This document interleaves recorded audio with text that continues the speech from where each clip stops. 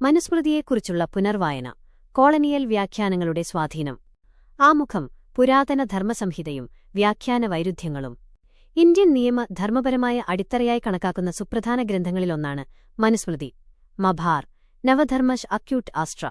പ്രാചീന ഭാരതത്തിലെ സാമൂഹിക ധാർമ്മിക ജീവിതത്തിന്റെ നിയമപരമായ ചട്ടക്കൂടുകൾ നിർവചിച്ചത് ഈ ഗ്രന്ഥമാണ്. എന്നാൽ 18ഉം 19ഉം നൂറ്റാണ്ടുകളിൽ ബ്രിട്ടീഷ് കോളനിയൽ ഭരണകൂടത്തിന്റെ രാഷ്ട്രീയ ലക്ഷ്യങ്ങൾക്കായി ഈ ഗ്രന്ഥം മനഃപൂർവ്വം വളച്ചൊടിക്കപ്പെട്ടു. ഇന്ന് സമൂഹത്തിൽ നിലനിൽക്കുന്ന മനുസ്മൃതി വിമർശനങ്ങളെല്ലാം, പ്രത്യേകിച്ച് സ്ത്രീവിരുദ്ധത സംബന്ധിച്ച ആരോപണങ്ങൾ, ആ കോളനിയൽ കാലഘട്ടത്തിലെ വ്യാജവിവർത്തനങ്ങളുടെയും ദുരുദ്ദേശപരമായ പ്രചാരണങ്ങളുടെയും ഫലമാണ്. ബ്രിട്ടീഷ് ലക്ഷ്യം: സിവിലൈസിംഗ് മിഷൻ എന്ന രാഷ്ട്രീയ തന്ത്രം. ഇന്ത്യയിലെ തങ്ങളുടെ ഭരണം ന്യായീകരിക്കാൻ ബ്രിട്ടീഷുകാർ ഉപയോഗിച്ച പ്രധാന പ്രത്യയശാസ്ത്രമായിരുന്നു സിവിലൈസിംഗ് മിഷൻ, പരിഷ്കരണ ദൗത്യം. ഇന്ത്യൻ സമൂഹം പ്രാകൃതവും സ്ത്രീകളോട് ഹിംസാത്മകവും ജാതിപരമായ വിഭജനങ്ങളാൽ ശിഥിലവുമാണെന്ന് അവർ ലോകത്തിനു മുന്നിൽ ചിത്രീകരിച്ചു. ഈ ആഖ്യാനം സ്ഥാപിച്ചെടുക്കാൻ അവർ തെരഞ്ഞെടുത്ത ലക്ഷ്യം ഇന്ത്യൻ നിയമധർമ്മത്തിന്റെ മൂലരേഖകളായിരുന്നു.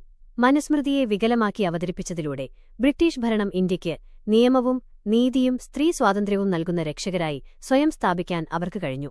യഥാർത്ഥ മനുസ്മൃതി ഇന്ത്യയുടെ ഉയർന്ന സാംസ്കാരിക മൂല്യങ്ങൾ തെളിയിക്കുമായിരുന്നതിനാൽ വ്യാജവിവർത്തനങ്ങൾ കോളനിയൽ ഭരണകൂടത്തിന് രാഷ്ട്രീയമായും സാംസ്കാരികമായും അനിവാര്യമായിരുന്നു.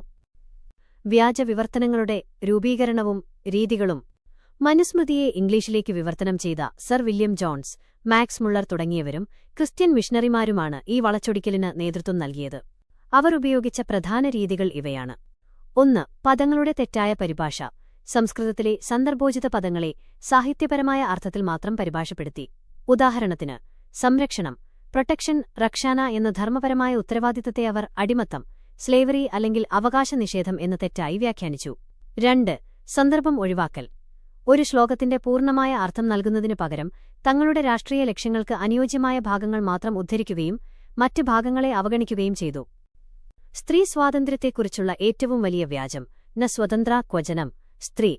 മനുസ്മൃതി സ്ത്രീവിരുദ്ധമാണെന്ന് സ്ഥാപിക്കാൻ ഏറ്റവും കൂടുതൽ ഉദ്ധരിക്കപ്പെടുന്ന ശ്ലോകം യങ്സ് 3 ബ്രിട്ടീഷ് വ്യാഖ്യാനം: ഒരു സ്ത്രീക്ക് ഒരു കാലത്തും സ്വാതന്ത്ര്യം ലഭിക്കുന്നില്ല. യഥാർത്ഥ മൂലാർത്ഥം: ബാല്യത്തിൽ പിതാവിന്റെ സംരക്ഷണയിലും യൗവനത്തിൽ ഭർത്താവിന്റെ സംരക്ഷണയിലും ഭർത്താവിന്റെ മരണശേഷം പുത്രന്മാരുടെ സംരക്ഷണത്തിലും അവൾ വസിക്കണം. അവൾ ഏകാന്തമായ സ്വാതന്ത്ര്യം വിഭാര താന്ത്രിയം തേടരുത്. ഇവിടെ സ്വാതന്ത്ര്യം എന്നത് അവകാശ നിഷേധമല്ല, മറിച്ച് ഏകാന്തതയിൽ നിന്നും സാമൂഹിക അരക്ഷിതാവസ്ഥയിൽ നിന്നുമുള്ള ഒഴിഞ്ഞുമാറ്റമാണ്. സ്ത്രീയെ കുടുംബം സംരക്ഷിക്കേണ്ടതിന്റെ ധാർമ്മിക ബാധ്യതയെയാണ് ഈ ശ്ലോകം ഊന്നിപ്പറയുന്നത്. ഇത് പരിരക്ഷയുടെ പ്രൊട്ടക്ഷൻ നിയമമാണ്, അടിമത്തത്തിന്റെ സ്ലേവറി നിയമമല്ല.